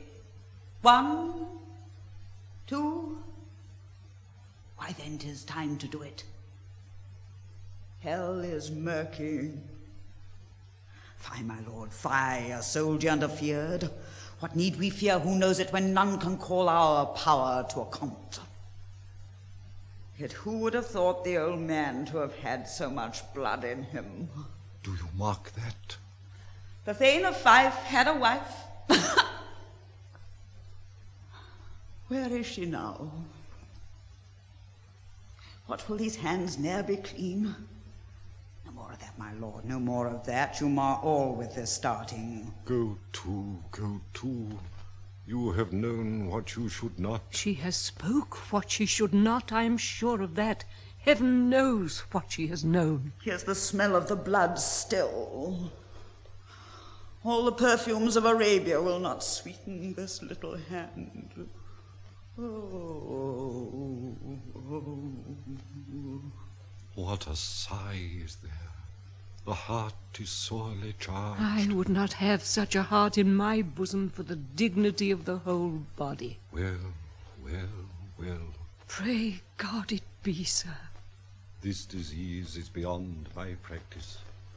Yet I have known those which have walked in their sleep who have died holily in their beds. Wash your hands. Put on your nightgown. Look not so pale. I tell you yet again, Banquo's buried. He cannot come out on his grave. Even so. To bed. To bed. There's knocking at the gate. Come. Come, give me your hand. What's done cannot be undone. To bed. To bed. To bed. Will she go now to bed? Directly. Foul whisperings are abroad. Unnatural deeds do breed unnatural troubles.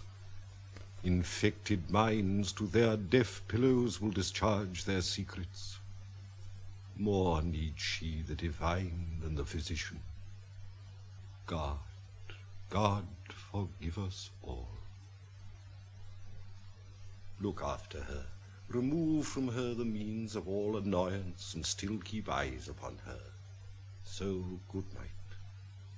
My mind she has mated and amazed my sight.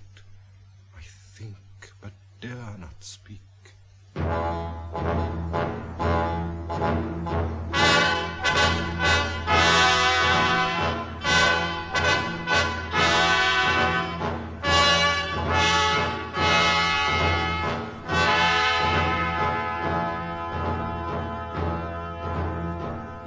The English power is near, led on by Malcolm, his uncle Seward, and the good Macduff. Revenges burn in them, for their dear causes would to the bleeding and the grim alarm excite the mortified man. Near Burnham Wood shall we well meet them. That way are they coming. Who knows if Donalbain be with his brother? For certain, sir, he is not. I have a file of all the gentry. There is Seward's son and many unrough youths that even now protest their first of manhood. What does the tyrant? Great Dunsinane he strongly fortifies. Some say he's mad. Others that less I hate him do call it valiant fury. But for certain he cannot buckle his distempered cause within the belt of rule. Now does he feel his secret murder sticking on his hands. Now minutely revolts upbraid his faith breach. Those he commands move only in command, nothing in love. Now does he feel his title hang loose about him, like a giant's robe upon a dwarfish thief. Who then shall blame his pestered senses to recoil and start, when all that is within him does condemn itself for being there? Well, march we on, to give obedience where 'tis truly owed. Meet we the medicine of the sickly wheel, and with him pour we in our country's purge, each drop of us. Or so much as it needs to dew the sovereign flower and drown the weeds. Make we our march towards Burnham.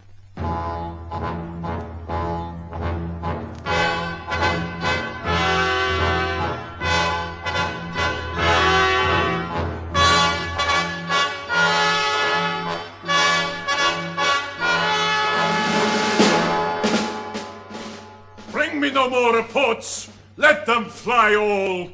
Till Burnham Wood remove to Dunsinane, I cannot taint with fear. What's the boy Malcolm? Was he not born of woman? The spirits that know all mortal consequences have pronounced me thus. Fear not, Macbeth. No man that's born of woman shall e'er have power upon thee. Then fly, false things, and mingle with the English epicures. The mind I sway by and the heart I bear shall never sag with doubt nor shake with fear. The devil damn thee, black thou cream-faced loon! Where goest thou that goose look? There is 10,000... Geese, villain! Soldiers, sir! Go, prick thy face and overred thy fear, thou lily-livered boy! What soldiers, Patch? Death of thy soul, those linen cheeks of thine are counselors to fear! What soldiers, Wayface? The English force, so please Take you... thy things hence! Seaton! I am sick at heart when I behold... Seaton, I say! This push will cheer me ever or disseat me now. I have lived long enough.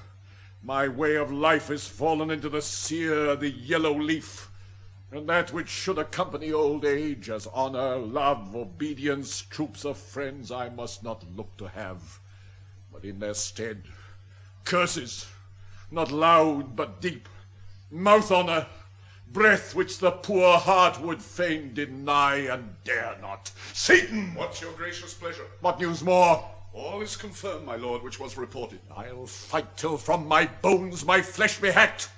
Give me my armor. 'Tis not needed. I'll put it on. Send out more horses. Scur the country round. Hang those that talk of fear. Give me my armor.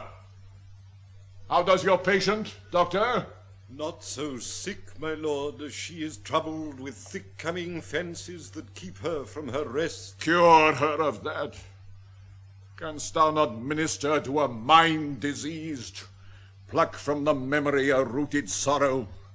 Raise out the written troubles of the brain, and with some sweet oblivious antidote cleanse the stuffed bosom of that perilous stuff which weighs upon the heart. Therein the patient must minister to himself. Throw physic to the dogs, I'll none of it. Come, put mine armor on. Give me my staff. Seaton, send out. Doctor, the Thanes fly from me. Come, send dispatch. If thou couldst, Doctor, cast the water of my land, find her disease and purge it to a sound and pristine health, I would applaud thee to the very echo that should applaud again. Pull off, I say! What rhubarb, senna, or what purgative drug would scour these English hence? Hearst thou of them? Aye, my good lord, your royal preparation makes us hear something. Bring it after me!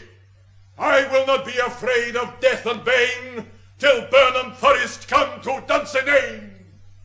Were I from Dunsinane away and clear, profit again should hardly draw me here.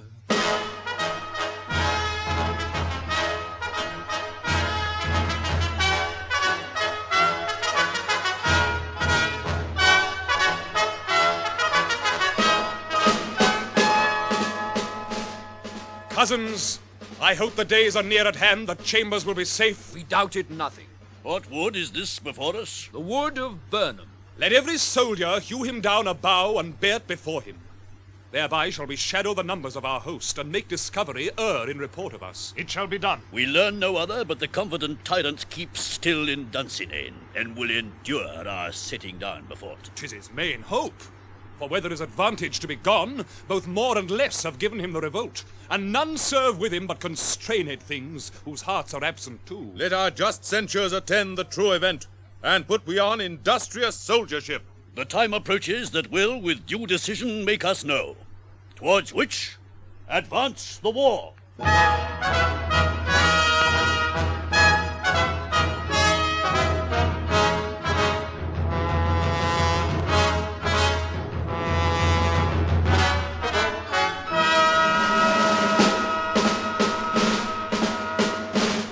Hang out our banners on the outward walls! The cry is still they come! Our castle's strength will laugh a siege to scorn. Here let them lie till famine and the ague eat them up.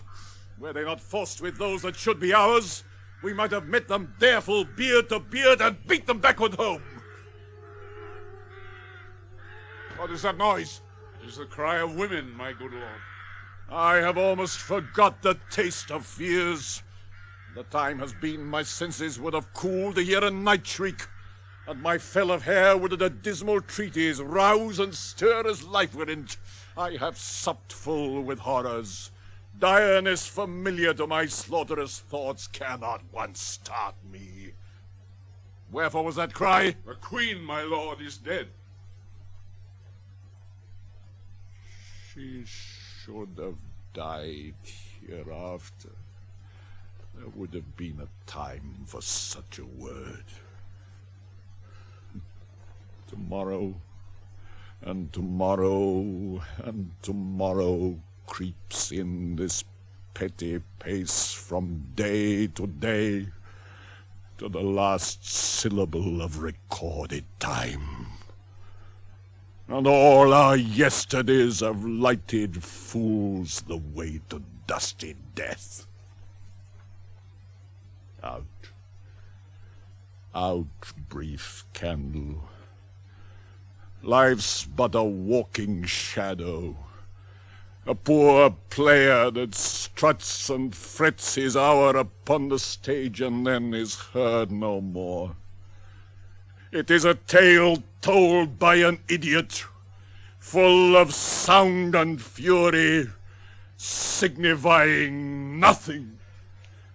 Now comes to use thy tongue, thy story quickly. Gracious my lord, I should report that which I say I saw, but know not how to do it. Well, say, sir. As I did stand my watch upon the hill, I looked toward Burnham, and anon methought the wood began to move.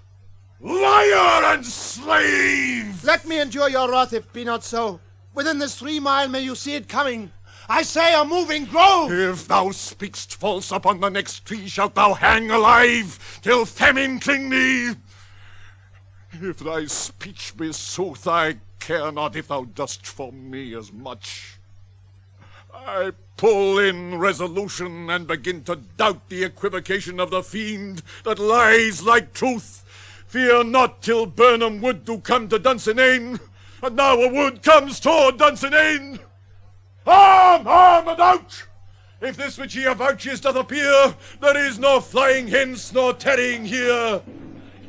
I gin to be a-weary of the sun, and wish the estate of the world were now undone. Ring the alarm bell! Blow wind, come rack! At least we'll die with harness on our back!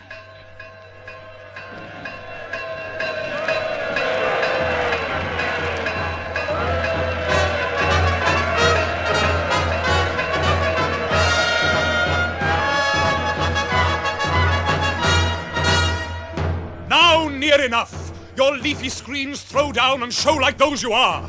You, worthy uncle, shall with my cousin, your right noble son, lead our first battle. Worthy Macduff and we shall take upon what else remains to do according to our order. Fare you well. Do we but find the tyrant's power tonight, let us be beaten if we cannot fight. Make all our trumpets speak. Give them all breath, those clamorous harbingers of blood and death.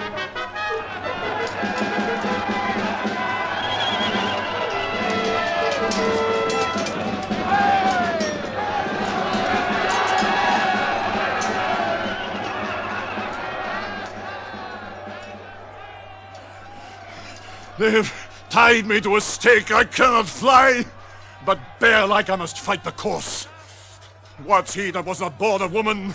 Such a one am I to fear or none. What is thy name? Thou'lt be afraid to hear it. No, though thou call'st thyself a hotter name than any is in hell. My name's Macbeth.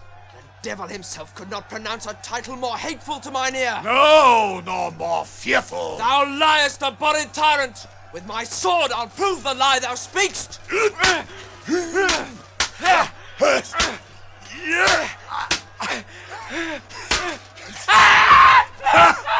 Thou wast born of woman, but swords I smile at, weapons laugh to scorn, brandished by man that's of a woman born.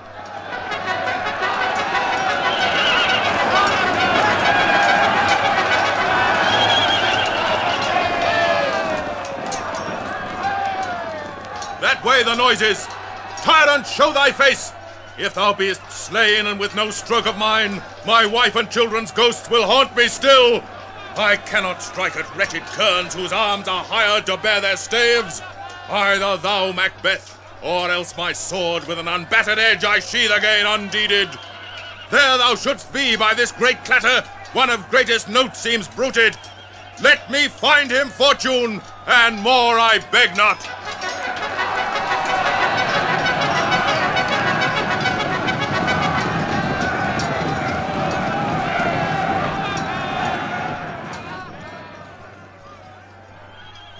This way, my lord.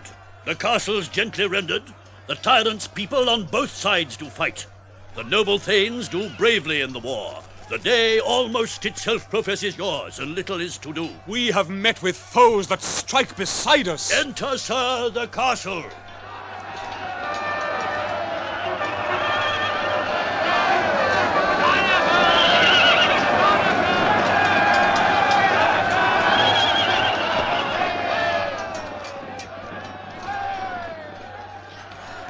Why should I play the Roman fool and die on mine own sword?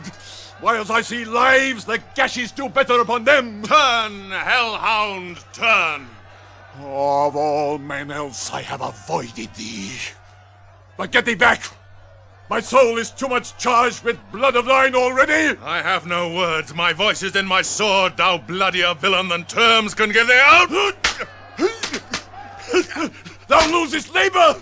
As easy mayst thou the intrenchant air with thy keen sword impress as make me bleed. Let fall thy blade on vulnerable crests. I bear a charmed life, which must not yield to one of woman born. Despair thy charm, and let the angel whom thou still hast served tell thee Macduff was from his mother's womb untimely ripped. Cursed be that tongue that tells me so, for it hath cowed my better part of man. And be these juggling fiends no more believed, that palter with us in a double sense, that keep the word of promise to our ear and break it to our hope? I'll not fight with thee. Then yield thee, coward, and live to be the show and gaze of the time. We'll have thee as our rarer monsters are, painted upon a pole, and under it, here may you see the tyrant. I will not yield to kiss the ground before young Malcolm's feet, and to be baited with the rebel's curse. Though Burnham would be come to Dunsinane, and thou opposed, being of no woman born, yet I will try the last. Lay on, Macduff, and damned be him that first cries, hold enough!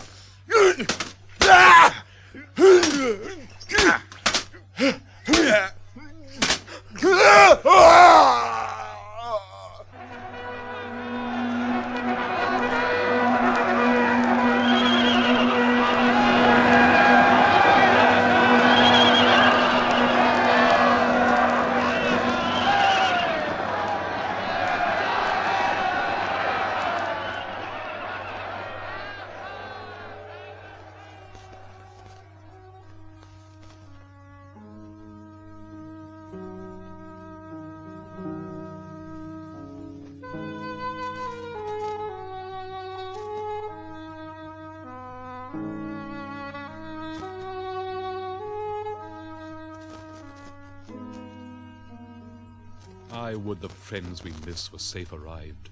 Some must go off. And yet, by these I see, so great a day as this is cheaply bought. Macduff is missing, and your noble son. Your son, my lord, has paid a soldier's debt. He only lived but till he was a man, the which no sooner had his prowess confirmed in the unshrinking station where he fought, but like a man he died. Then he is dead? Aye, and brought off the field. Your cause of sorrow must not be measured by his worth, for then it hath no end. Had he his hurts before? Aye, on the front. Why then, God's soldier be he. Had I as many sons as I have hairs, I would not wish them to a fairer death. And so his knell is knolled. He's worth more sorrow, and that I'll spend for him. He's worth no more.